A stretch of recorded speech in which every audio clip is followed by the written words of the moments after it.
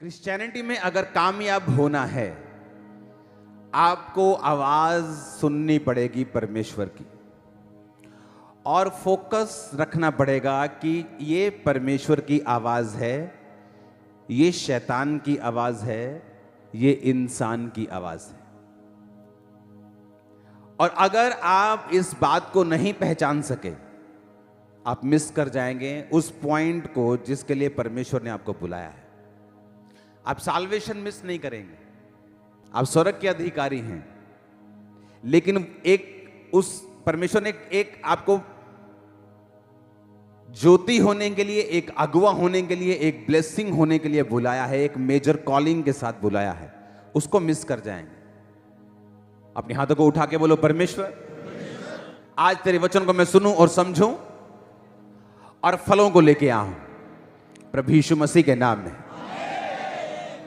हमें यह मालूम होना चाहिए कि जो आवाज मैं सुन रहा हूं, जो ओपिनियन में ले रहा हूं, जो सलाह में ले रहा हूं, क्या यह परमेश्वर दे रहा है या शैतान दे रहा है।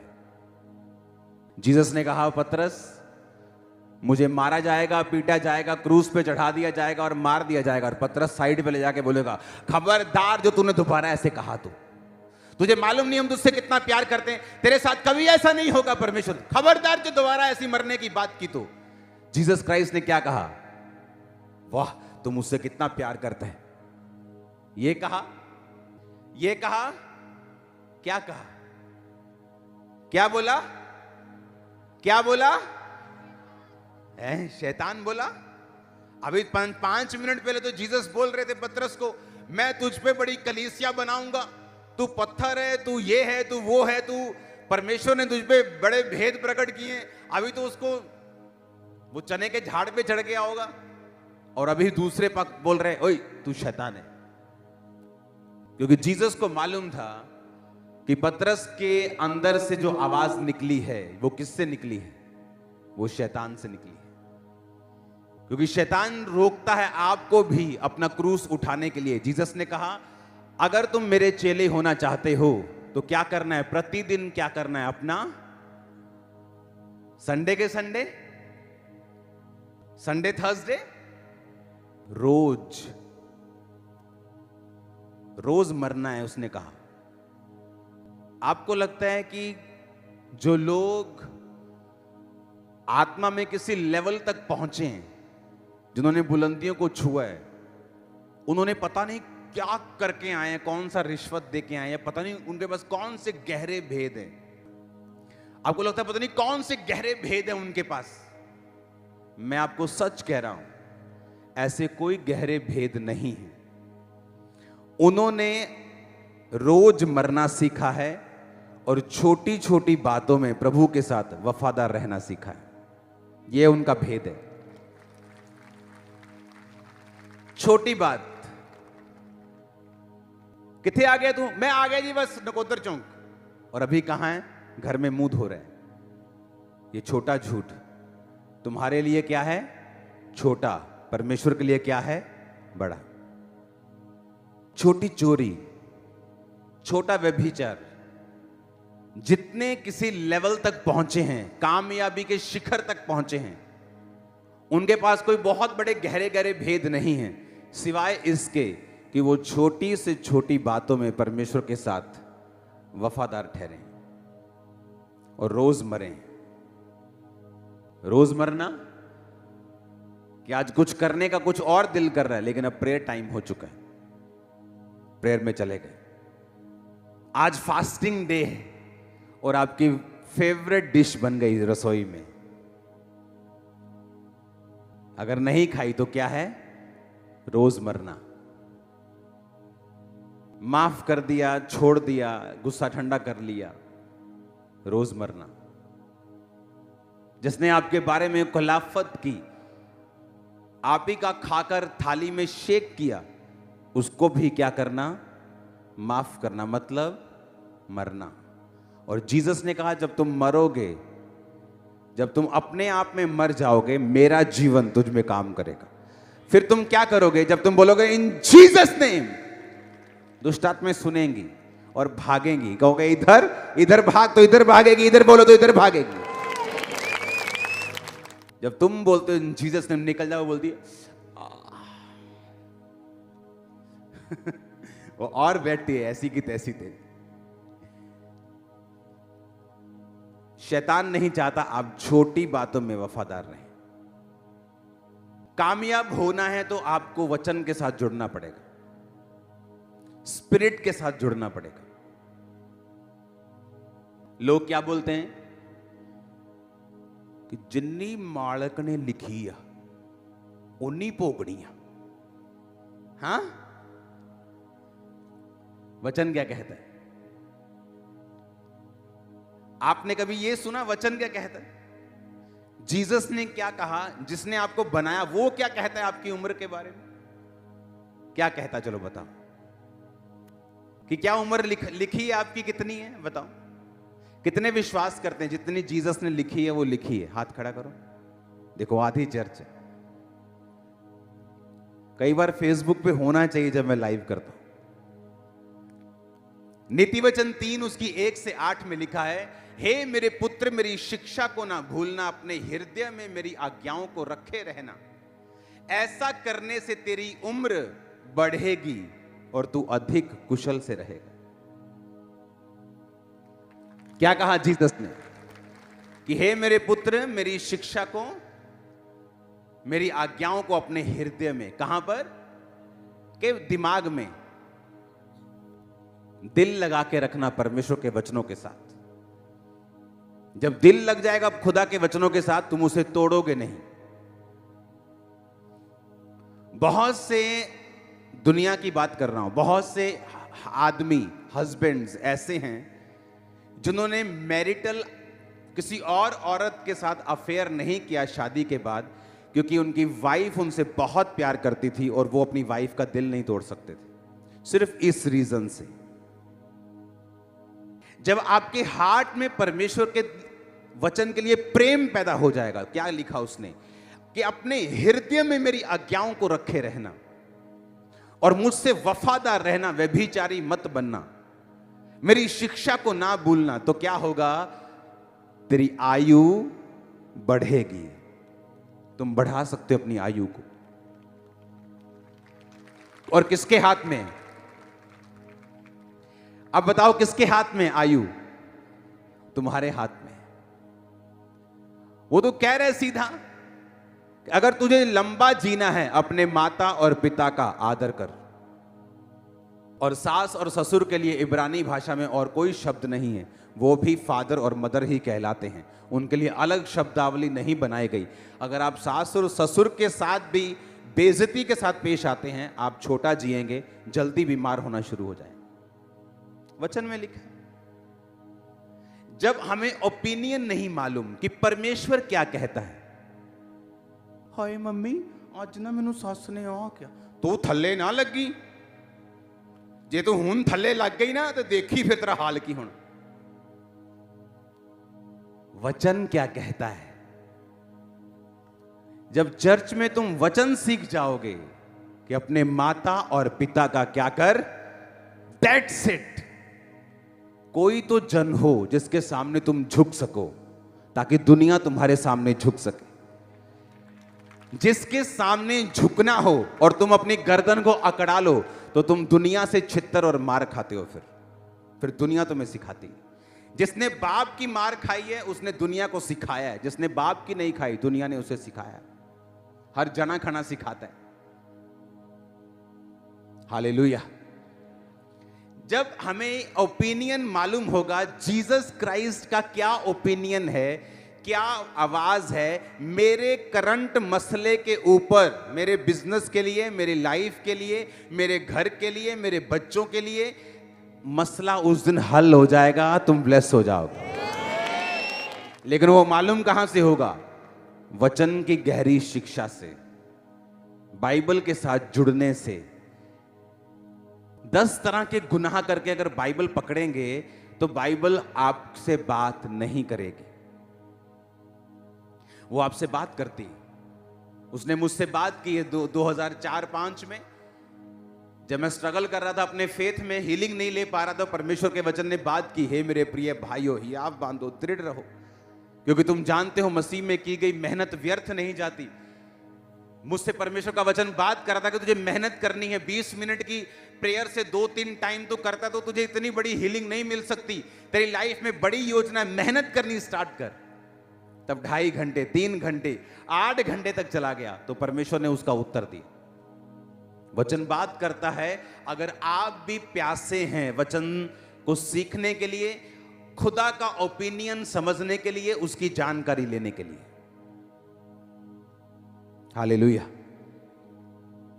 देखो वचन क्या कहता है, कहता है मेरी शिक्षा को ना भूलना, मेरे अपने हृदय में मेरी आज्ञाओं को रखे रहना, ऐसा करने से तेरी आयु क्या होगी और तू अधिक कुशल से रहेगा, कि तेरी लाइफ की इजीनेस जो होगी वो ज्यादा होगी। तू आराम से काम कर जाएगा, आराम से बिजनेस कर जाएगा, आराम से पैसा कमा जाएगा, आराम से तू सेवकाई को चला लेगा। अगर आज हम यहां बैठे हैं तो ये चर्च 100 ब्रांचेस क्रॉस करने वाली है, और आपको लगता है कि बड़ी सिरदर्दी होगी, 100 चर्चेस सिरदर्दी होगी। मैं आपको बता रहा हूं, आज से 4 साल पहले जो अकेली चर्च की ये वाली सिरदर्दी थी, उससे आधी से भी कम है 100 चर्चेस की।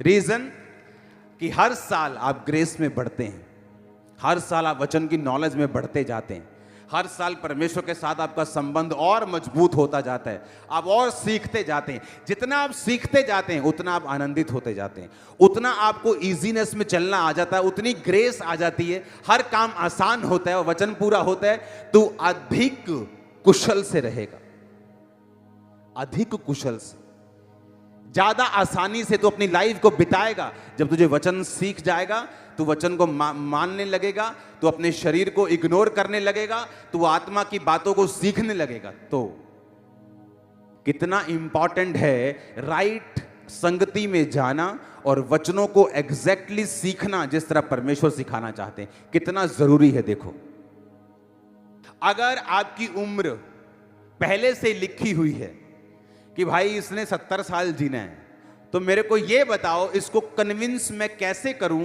कि अच्छे कर्म कर, क्योंकि इसने ना तो स्वर्ग देखा है ना नरक देखा है, तो ये अच्छे कर्म क्यों करे? अगर 70 ही भोगनी है, बुरे करके भी अच्छे करके भी, तो मैं क्यों ना अपनी लाइफ को एंजॉय करूं, जाऊं घूमूं जहां दिल करता है, जो किसी को गाली निकालूं, जो दिल करता है करूं, अफरा तफरी मचाऊं पूरी।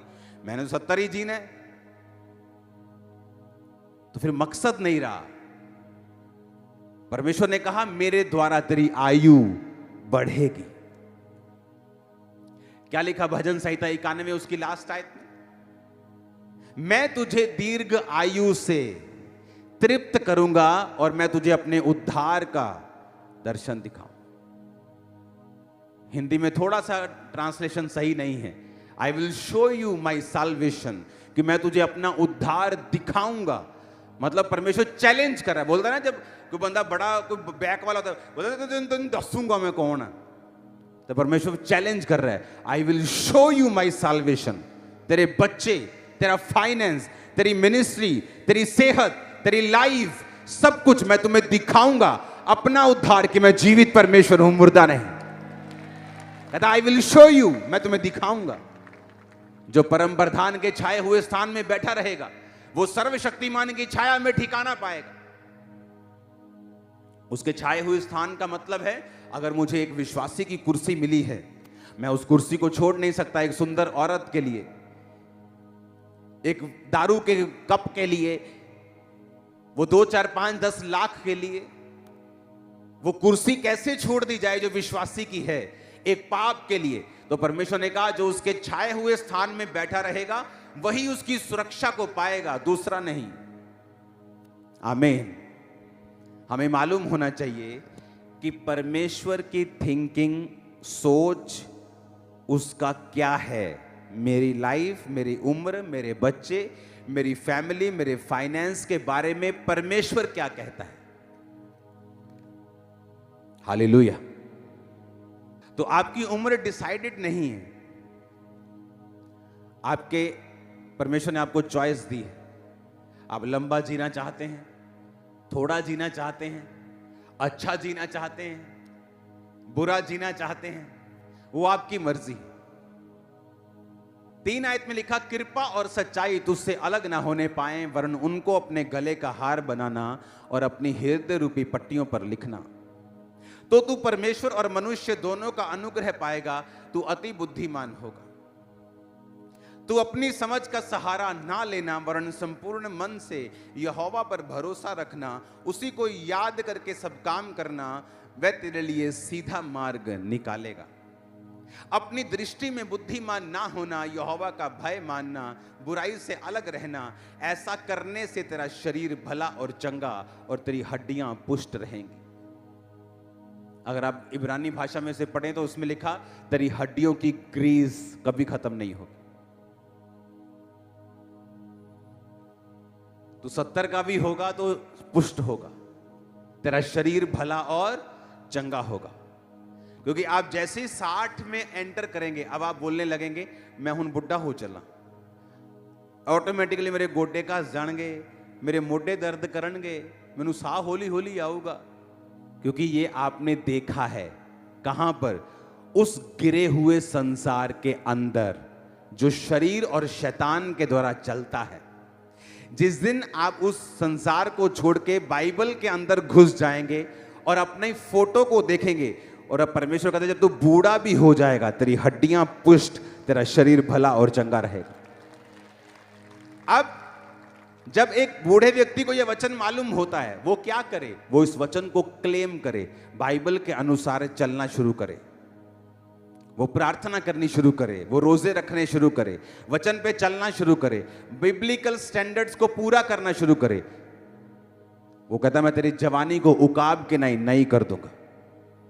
क्योंकि उकाब की लाइफ में भी आता है टाइम जब वो बूढ़ा होने लगता है, उसके बाद परमेश्वर फिर से उसको रिन्यू करता है, उसके पंख चोंच सब नया होता है। हालेलुया। तो मैटर ये करता है कि आप वचन को कितनी अच्छी तरह से समझते हैं और उसको कैसे लेते हैं अपनी लाइफ में। क्योंकि मोस्टली लोगों के लिए बाइबल एक रिलीजियस पुस्तक है जिसे वो पढ़ेंगे किस चीज के लिए?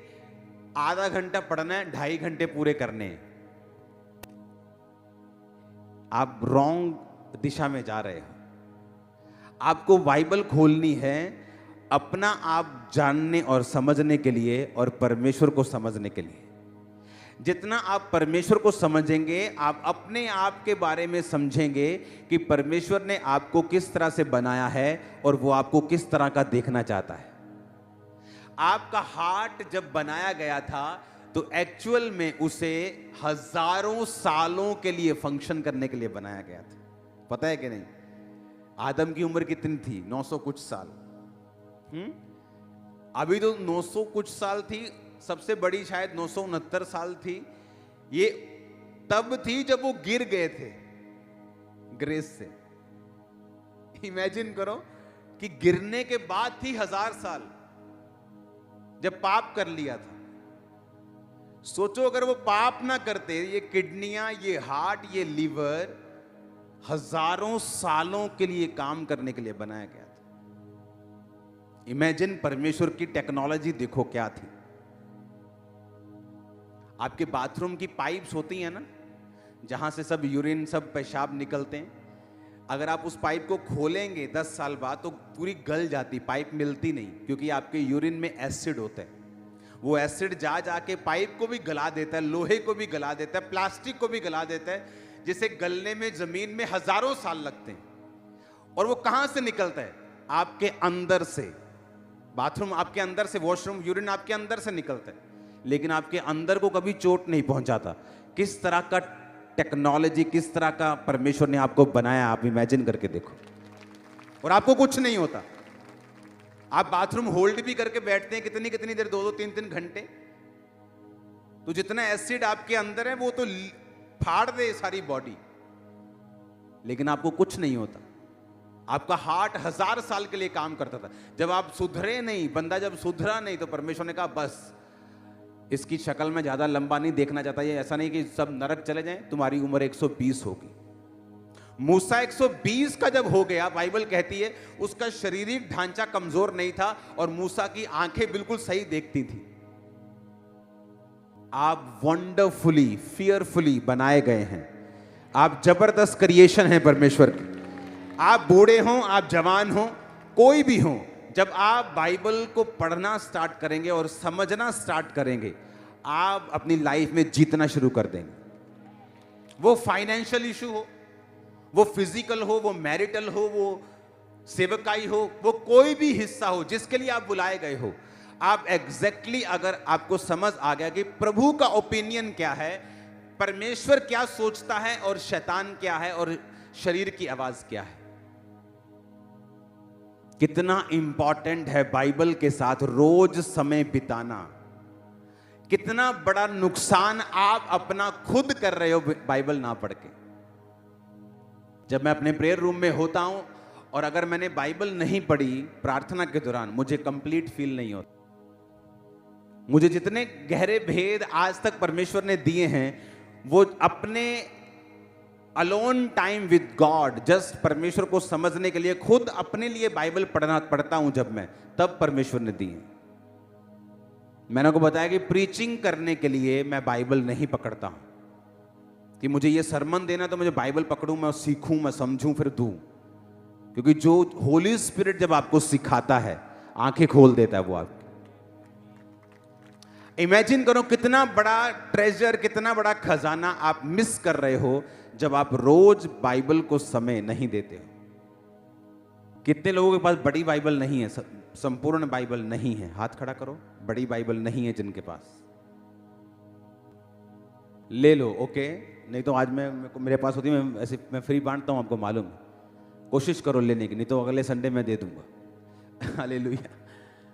तो क्यों जरूरी है बाइबल? क्योंकि इससे आपको मालूम होगा। आपके दोस्त ने कुछ कहा, क्या कहा? क्या प्रभु के वचन में ऐसा लिखा है?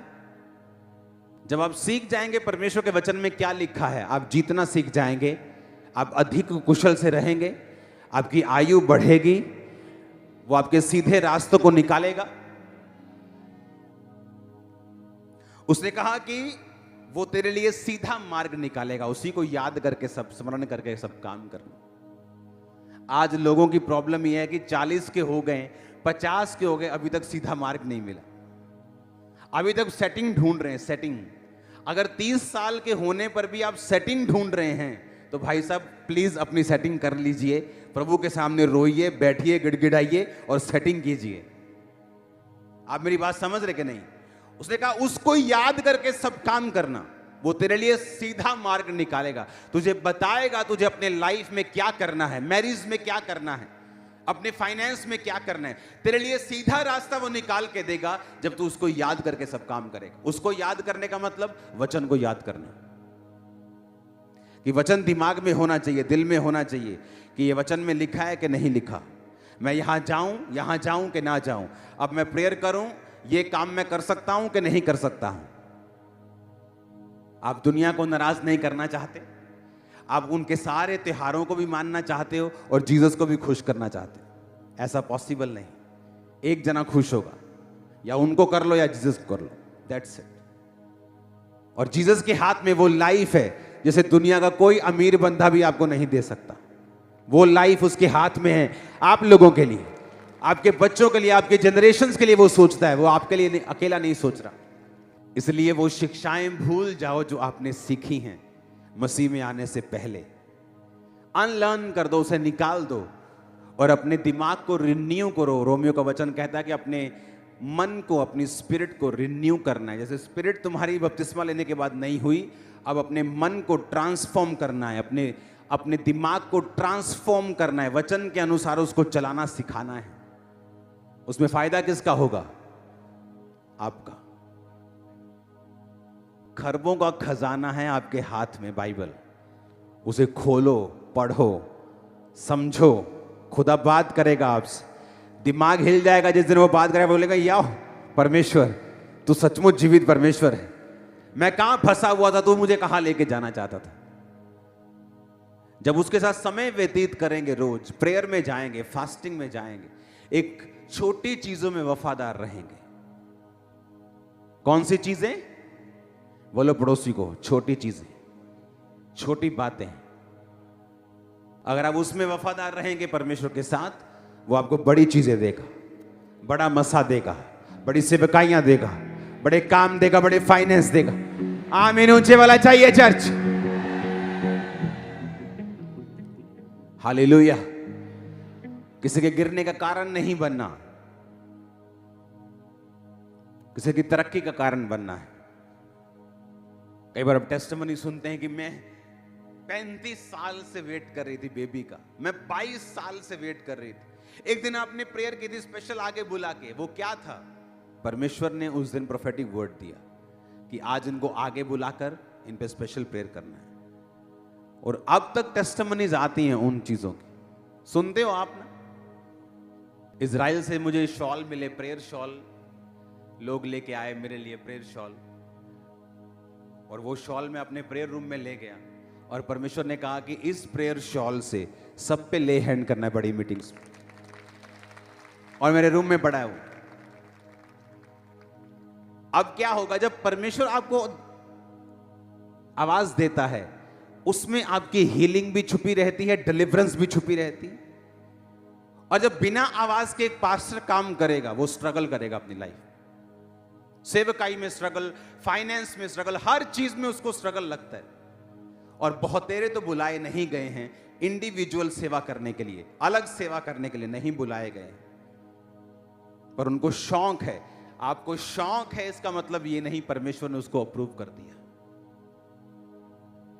आपको एग्जैक्ट मालूम होना चाहिए प्रभु ने आपसे क्या काम लेना है। वो सुनने से पहले, उसको समझने से पहले आपकी प्रेयर लाइफ, आपका मेडिटेशन, खुदा के साथ समय व्यतीत करना, संसार से अलग रहना। आप उसी संसार में रह सकते हो, वही जॉब कर सकते हो, लेकिन उनके जैसे काम, उनके जैसे थिंकिंग, थॉट, ठट्ठा, मजाक, ही हु आप बंद कर सकते हो। क्योंकि आपको एक ग्रेटर रिस्पॉन्सिबिलिटी प्रभु ने दी है, एक ग्रेटर कॉलिंग आपकी है, एक बड़ा काम करने की, लोगों को बचाने की, एक हायर लाइफ जीने की। वो ठट्ठा करने वाले, ही हु करने वाले जो 10 साल पहले भी ही हु करते, जाओ देखो तो जी वो कहां बैठे हैं, वो वहीं बैठे हैं। आप भी वहीं बैठना चाहते हैं क्या 10 साल? नहीं, आप नेक्स्ट लेवल पे जा रहे हो। In the mighty name of Jesus. मैंने कहा आप नेक्स्ट लेवल पे जा रहे हो। आज की मीटिंग में आपकी स्पिरिचुअल आईज ओपन होगी और आपको रास्ते नजर आएंगे। नए लोग आपकी लाइफ में एंटर करके डिवाइन हेल्पर्स में आपको मिलेंगे यीशु मसीह के नाम में। Hallelujah, hallelujah. क्या था मेरे पास? कुछ नहीं, लेकिन रोज परमेश्वर के वचन के साथ समय बिताना, ये मेरी लाइफ बन चुकी थी। रोज रोज रोज रोज रोज रोज। आप इमेजिन करो, मेरे रिश्तेदार मुझे इनवाइट करना बंद कर दिया 20 साल। उन्हें मालूम था ये नहीं आएगा, कि सुबह से शाम तक मुझे काम करना जरूरी होता था। जब इस चर्च में 7000 लोग थे, मैं तब भी अपना बिजनेस करता था टाइल्स का।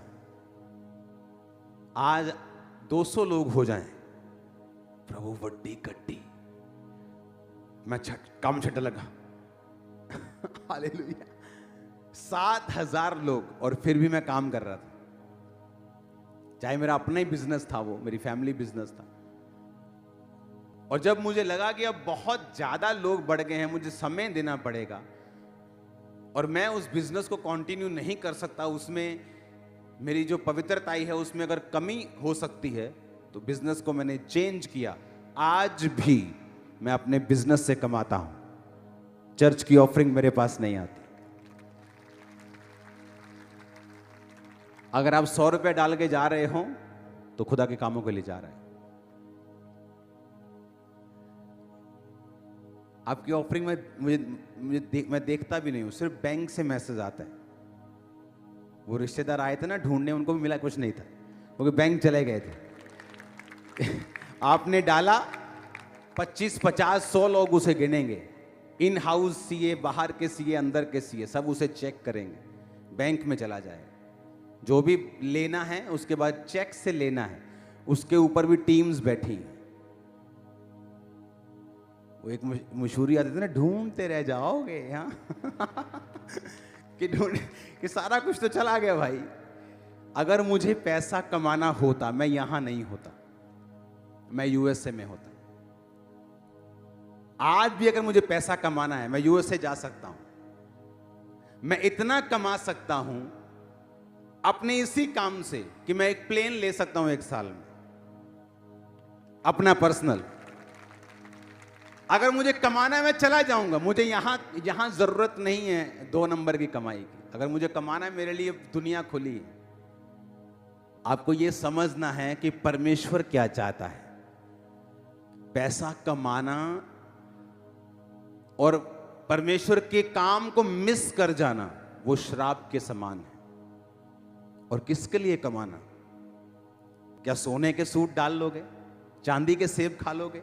संतरा तो वही आएगा ना, 10 रुपए का ही। तो जितना चाहिए परमेश्वर दे रहा है।